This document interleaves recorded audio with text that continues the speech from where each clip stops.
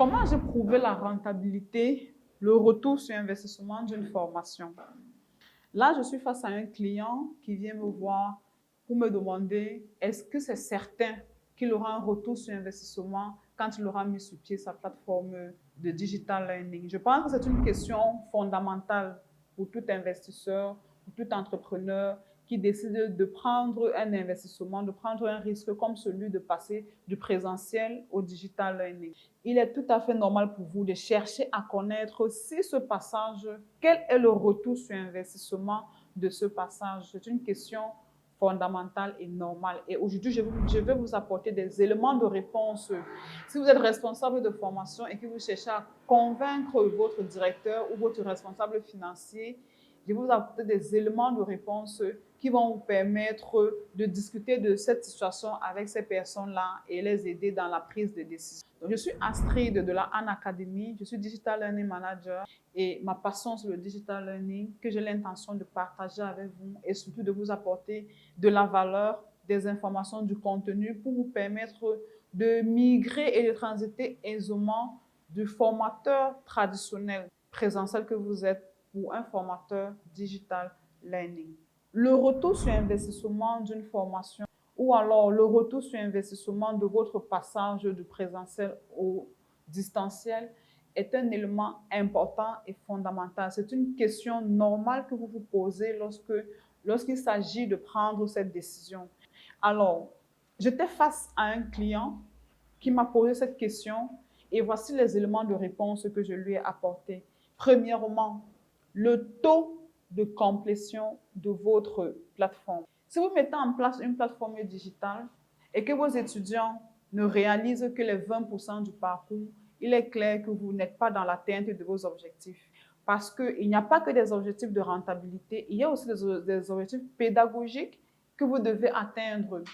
Et il est clair que pour mieux atteindre vos objectifs de rentabilité, pour mieux réaliser vos rendements, vous devez réaliser vos objectifs.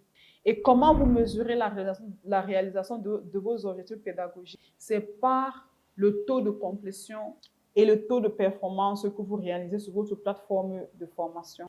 Si 80% de vos étudiants vont jusqu'au bout de la formation, vous pouvez commencer à être content parce que voilà, les étudiants sont en train de vous passer le message suivant lequel la formation est intéressante, le parcours les intéresse. À travers ce parcours-là, malgré qu'ils étudient seuls, à distance, loin d'un aîné, loin d'un encadreur, ils réussissent tout de même à garder la motivation et l'engagement dans le circuit de formation.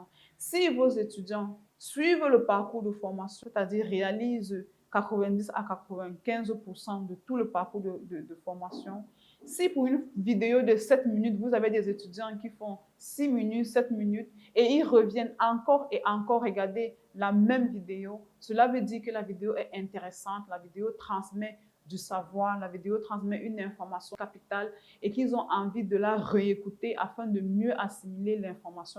Donc, un indicateur important qui doit attirer votre attention quand vous avez votre plateforme de digital learning, c'est de voir le taux de complétion, le taux de performance, c'est-à-dire le taux de participation des étudiants et le taux d'avancement dans le parcours de formation.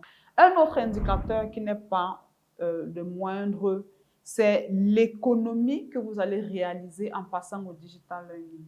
Une fois que vous passez au digital learning, il y a des coûts opérationnels, des coûts de fonctionnement qui vont disparaître ou du moins qui vont drastiquement chuter. Les coûts de location, les coûts de déplacement, les coûts de transport, les coûts d'infrastructure. Ce sont des coûts qui vont drastiquement soit disparaître, soit être supprimés.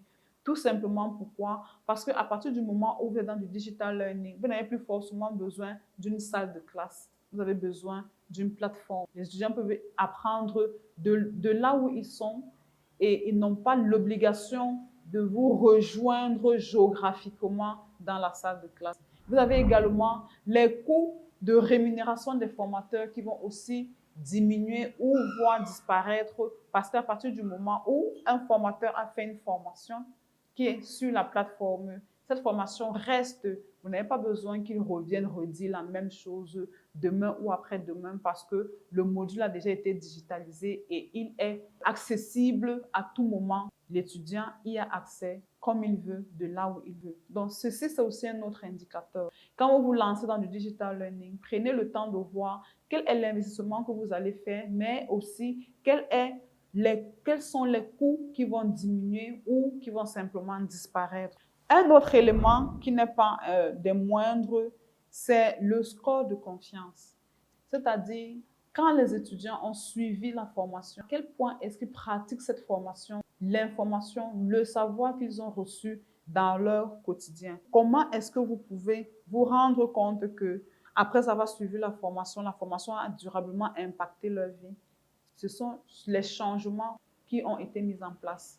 Alors ça, à partir du moment où vous avez mis en place une formation qui véritablement upgrade la compétence de l'étudiant, alors vous pouvez être certain que à la fin de la formation, l'étudiant est passé d'un état A à un état B et son taux de confiance personnelle a augmenté. Et il peut alors même revenir au sein de la structure pour prendre d'autres formations et continuer de grandir avec la même plateforme de formation qui est votre plateforme. Donc, un autre élément qui est très important, ce sont les feedbacks. Comment est-ce que les étudiants reviennent vers vous et quels témoignages est-ce qu'ils vous apportent? Est-ce qu'ils sont contents de continuer d'étudier sur votre plateforme? Est-ce qu'ils sont contents de continuer d'avoir accès à la connaissance sur votre plateforme? Ce sont des éléments que vous pouvez mettre en place pour recueillir les témoignages et les retours des étudiants. Donc, nous venons de voir là ensemble différents moyens, différents indicateurs qui peuvent vous permettre de mesurer le retour sur investissement de votre risque, du risque que vous avez pris en passant du total présentiel à total e-learning ou partiel e-learning. Je vous invite donc, les amis, à nous dire en commentaire quels sont les autres indicateurs que vous connaissez qui peuvent vous permettre de mesurer le retour sur investissement d'une formation digitale ou alors d'un passage du présentiel au digital. Et au passage, je vous invite à aimer, à liker, à partager, à vous abonner massivement et à commenter. Dites-moi aussi si vous avez d'autres contenus, d'autres sujets sur lesquels vous voulez qu'on fasse des vidéos. Si vous avez d'autres éléments, d'autres questionnements sur lesquels vous voulez qu'on fasse des vidéos ou simplement des webinaires, dites-moi en commentaire quels sont vos besoins et n'oubliez pas que je suis là pour vous apporter de la valeur, pour vous apporter du contenu et vous permettre de vous transformer aisément et efficacement d'un formateur traditionnel présentiel à un formateur digital learning.